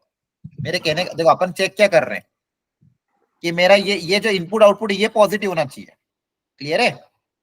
मैं बोल रहा हूँ अगर आर इज डिफाइंड और नेचुरल नंबर मतलब a, b अगर जो मैं एलिमेंट ले रहा हूँ ये नेचुरल नंबर से लेना है मुझे। क्लियर है? हाँ यस सर। मेरा जो इनपुट आउटपुट है वो नेचुरल नंबर होना चाहिए। इसका मतलब ये है कि मैंने क्या बोला, डोमेन और कोडो में नेचुरल नंबर होना चाहिए। लेकिन ये जो वैल्यू आ रही है, ये जो वैल्यू है 2a + 3b, इसके बारे में क्या होना बोला, सिर्फ मल्टीपल ऑफ 5 बोला। It is a multiple of 5। इसके बारे में क्या बोला है, it is a multiple of 5। तो मल्टीपल ऑफ 5 चाहिए मुझे, तो बाकी से मतलब थोड़ी है ना। हाँ यस। यहाँ पे मैं ए और बी तो पॉजिटिव ही ले रहा हूँ ना, ए बी और के तो क्या ले रहा हूँ, पॉजिटिव ही ले रहा हूँ। अब इससे अगर मान लो मेरा मल्टीपल ये आंसर अगर नेगेटिव भी आता है, लेकिन वो 5 का तो मल्टीपल है ही सही ना। क्लियर हुआ आप? Yes sir. Therefore it is, अच्छा क्वेश्चन था आपका, it is symmetric. It is symmetric, very good. चलो अब लास्ट पार्ट पे आ जाते हैं, ट्रांजिटिव। ट्रांजिटिव के बारे में बहुत अच्छे से सोचते हैं। ट्रांजिटिव इसका समझो बहुत प्रॉपरली, ये एक क्वेश्चन ऐसा है जो एक ही क्वेश्चन में आपके सारे कॉन्सेप्ट क्लियर करेगा। ट्रांजिटिव के बारे में मुझे ये बोला गया था कि दो गिवन कंडीशन है। क्या गिवन कंडीशन है, if a, b belongs to R and b, c also belongs to R। ये अगर है R के अंदर तो मुझे किसके लिए चेक करना है, A, C. तो आई to check for a, c कि a, c उसके अंदर आ रहा है कि नहीं आ रहा है, ये मुझे चेक करना है। और ये दोनों गिवन डेटा है, तो इस गिवन डेटा से मुझे चेक करना है a, c आ रहा है कि नहीं आ रहा है। तो देखो ध्यान से, गिवन क्या है वो क्या प्रूव करना है, दोनों को लिख लो पहले। तो मुझे क्या चेक करना है, a, c आ रहा है कि नहीं आ रहा, मतलब एलएचएस पार्ट में क्या चेक करना है, a, c का क्या बनेगा ट्रांजिशन, इनपुट 2A के plus 2a + 3b है, तो a, c के लिए क्या बनेगा, बताओ रिलेशन कैसे डिफाइन होगा a, c के लिए, 2A plus 3C. 2a + 3c। तो मुझे ये चेक करना है 2a + 3c ये वैल्यू 5k का मल्टीपल है कि नहीं है ना। अगर ये 5k का मल्टीपल हो गई तो काम हो जाएगा। हाँ यस। ठीक है, और गिवन डेटा क्या है, गिवन डेटा को ध्यान से देखो। पहला गिवन डेटा क्या है कि ये अगर R के अंदर आ रहा है, इसका मतलब 2a + 3b, ये तो पता है मुझे 5k का मल्टीपल है, ये मेरा गिवन है। ये 5k1 मान लिया, ठीक है, क्योंकि मैं ये अज्यूम क्या कर रहा हूँ, अगर ये दोनों है, ये मेरा असम्पशन है, ये मेरा क्या है, गिवन है। दूसरा क्या अज्यूम किया मैंने कि b, c b है, b, c b मतलब 2b plus 3c equal to 5k2। क्या समझ में आ रहा है? yes. हाँ yes. अब मुझे बताओ, इन दो इक्वेशन नंबर 1 गिवन है, इक्वेशन नंबर 2 गिवन है, इससे मुझे ये क्रिएट करना है 2a प्लस 3b। अब इसको मैनिपुलेट करना है 1 और 2 को यूज करते हुए, तो बताओ क्या कर सकते हैं? 2a प्लस 3b क्रिएट करना है, कैसे क्रिएट करें, या फिर इसको क्या रखूं यहाँ पे, क्या प्लस माइनस करूं ताकि ये 5k का मल्टीपल है या नहीं, ये चेक हो जाए। सर इसमें तो हम वैल्यूज पुट कर ही सकते हैं। हाँ, वैल्यू पुट अप कर सकते हो। अगर मान लो आप ऐड कर दें k1 प्लस k2 को, या तो वैल्यू पुट अप करके देख लो, वैल्यू पुट अप करने से काम हो रहा है कि नहीं हो रहा है, ठीक है। अगर मान लो 2a की वैल्यू पुट अप करो, तो 2a की वैल्यू कितनी आ जाएगी इक्वेशन नंबर 1 से? 5k1 प्लस 3b है ना, बोलो। 2a की Yes. Value 5k1 sorry minus 3b आ जाएगी, -3 yes. है ना, और 3c की वैल्यू कितनी आएगी? 5k2 -2. हाँ, 5k2 माइनस 2b। अब इन सबका एडिशन देखो कितना आ रहा है, 5k1 plus 5k2 minus 5b, तो क्या 5 का मल्टीपल है ना? हाँ yes sir. हो गया प्रूफ। 5k1 देखो हमेशा इस तरह से जस्टिफाई करना ताकि सबके लिए ट्रू हो। 5k1 plus 5k2 minus 5b, सब में 5 का मल्टीपल कॉमन आ रहा है, Yes sir. तो ये ट्रांजिटिव भी हो जाएगा। बहुत अच्छा क्वेश्चन था। इस ऐसे तरह की क्वेश्चन की प्रैक्टिस हम और भी करेंगे आने वाले लेक्चर्स में, तो जितनी प्रैक्टिस होगी उतना ज्यादा आप सीखोगे। पहली बार ये क्वेश्चन आया तो जिससे नहीं भी हुआ तो डरना नहीं है, पहली बार में होते नहीं क्वेश्चन, मेरे से भी नहीं हुआ था पहली बार में, बहुत दिमाग लगाना पड़ा था। तो इस तरह से जस्टिफाई करने में आपको सोचना होगा, पहले रिफ्लेक्सिव के लिए सोचोगे, फिर सिमेट्रिक के लिए प्रॉपरली सोचोगे, फिर ट्रांजिटिव के लिए मैनिपुलेशन करोगे। ये मैनिपुलेशन धीरे धीरे आप सीखोगे टाइम के साथ। क्लियर है सबको? Yes sir. बोलो, आई बात समझ में? आज का लेक्चर समझ में आया, कैसा था? अच्छा. अच्छा था, सबको समझ में आ गया? अपना आंसर क्या आ जाएगा? Yes, it is a reflexive, symmetric and transitive. Okay, चलो आज इतना ही रखते हैं। नेक्स्ट इसका थोड़ा पढ़ के आना, और मैं चाहता हूं आप लोग एनसीईआरटी पढ़ के आओ। एनसीईआरटी के जितने भी क्वेश्चन है सब ट्राई कर लेना। एनसीईआरटी में जितना भी आपके पास इस चैप्टर के बारे में दिया, आप ट्राई करके आओगे तो ही अगली क्लास में अपन जेई के क्वेश्चन अच्छे से अटेम्प्ट करेंगे। तो आपका ये काम है, जिसने भी एनसीईआरटी सॉल्व नहीं कर रखी हो, अब एक बार ट्राई करना। क्लियर है? Okay. Okay. ओके, चलो ठीक है, धन्यवाद, गुड नाइट, शुभ रात्रि। Thank you.